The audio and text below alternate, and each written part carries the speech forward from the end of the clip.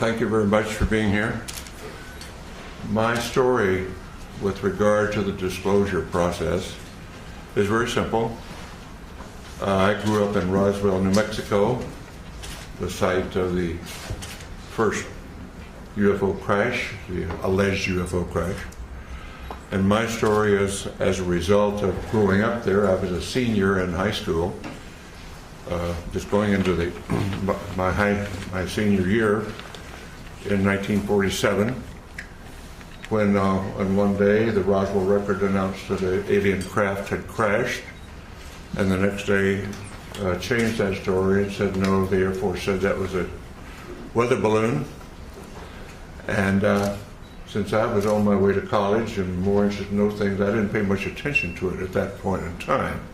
However, my family was in the agribusiness. My grandfather was a cattle buyer and sold registered hereford bulls to the ranchers in the area, knew everybody in the area, in the Pecos Valley and beyond, sold cattle into Arizona, western Texas, and was affectionately known as Bull Mitchell in those parts.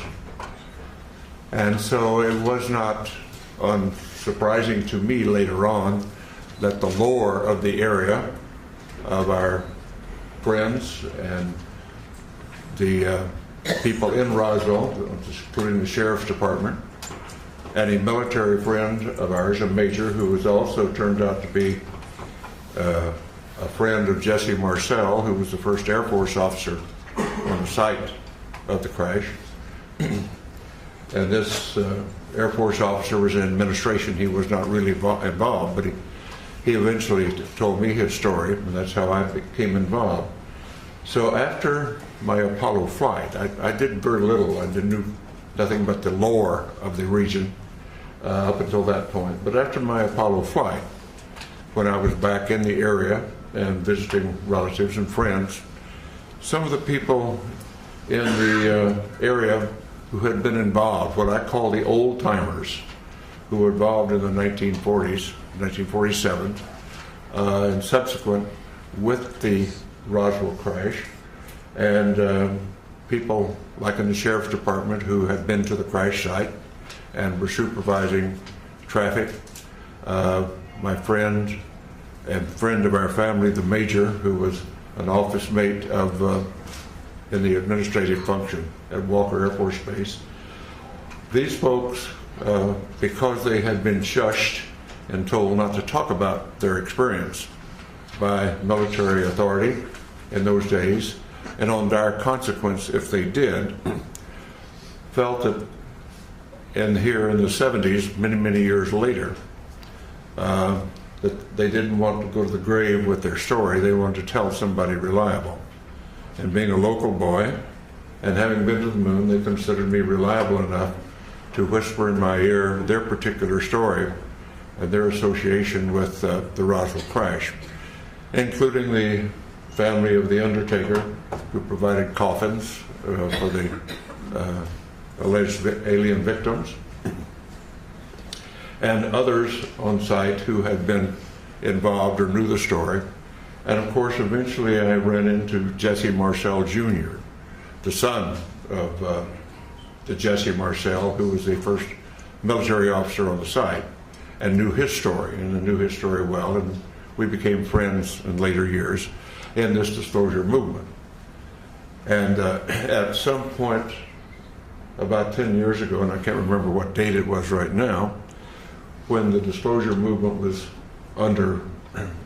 going strongly, I came here to Washington with a Navy commander by the name of Will Miller and Dr. Stephen Greer, and we were able to get an appointment at the Pentagon to talk about what we knew, or what we allegedly knew, what we thought we knew, and went and told our story. And the powers that be at the Intelligence Committee of the Joint Chiefs of Staff listened to our story and said, the Admiral said, well, I don't know that story. I don't know that that's true, but I will find out. So we departed, went on our way, and subsequently learned through Dr. Greer and through Will Miller, and that those stories had been confirmed, and that the Admiral had been denied access when he tried to get into the inner workings of that process.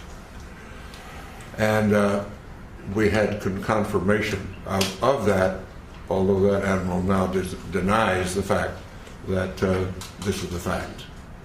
So my story is essentially that.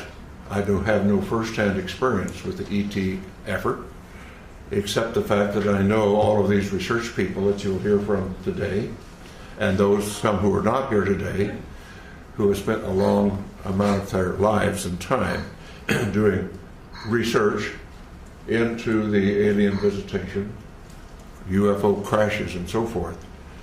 And I urge that those who are doubtful read the books, read the lore, and start to understand what has really been going on, because there is no doubt we are being visited. And as a person who is a part of the first generation of being a spacefarer of our civilization and having gone to the moon, and realizing that I do, and many of us do now, that have seen the Hubble pictures from space, the universe that we live in is much more wondrous, exciting, complex, and far-reaching than we were ever able to know up to this point in time. And the fact we have wondered, were we alone in the universe forever? Only in our period do we really have evidence, no, we're not alone. We are just one planet with intelligent life on it, and probably it is time, now that we are spacefarers on our planet, that we get active, because we're really universal beings. And in the long stretch of things, if we think about it in the longest possible range, we realize, and I realize this from my studies in astronomy and astrophysics, our sun will burn out in due course, and we have to be off this planet if our species is to survive. So anybody, any species, any planet that is on around the mainstream star like ours is, only has a finite amount of time on that star before it burns out. And so our destiny, in my opinion, and we might as well get started with it, is become a part of the planetary community of nations, of planets, just like when we were much newer on this planet, and we found tribes over in the next valley or across the next mountains, and we started forming communities then and reaching out beyond ourselves. At this point in human history on this planet, we're now starting, and ready should be, to reach out beyond our planet and beyond our solar system to find out what is really going on out there. And the 20th and 21st century that we now live in, the beginning of the Industrial Revolution really didn't take off until the 19th century.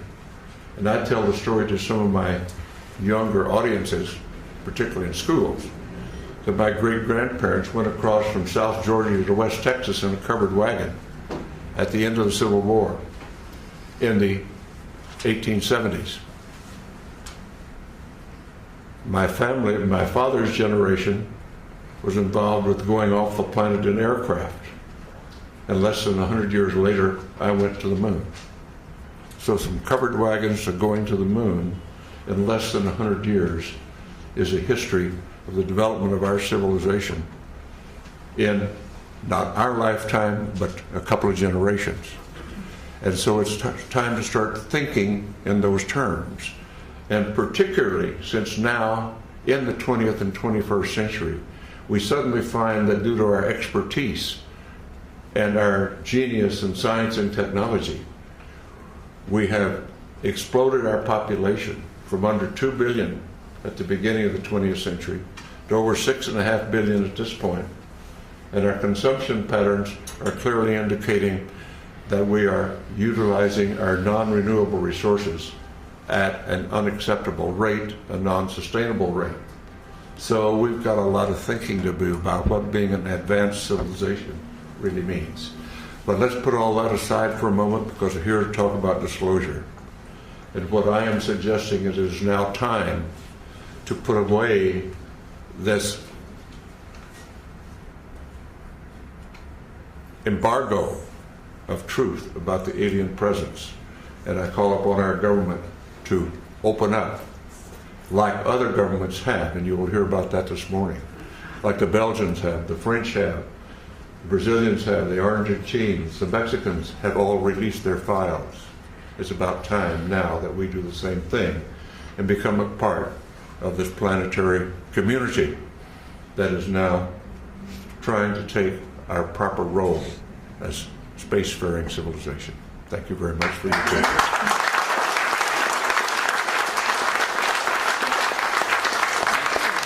All right, now, would any of the media like to ask either of these gentlemen a question at this point? Any of the reporters? Yeah. Alan? Can you tell us, Dr. Mitchell, exactly what the locals of Roswell told you, if you could remember specifics? On the mic. Yeah. Okay. Yes, it was that the Roswell event was an alien craft, that it was not of this planet. That's the essence.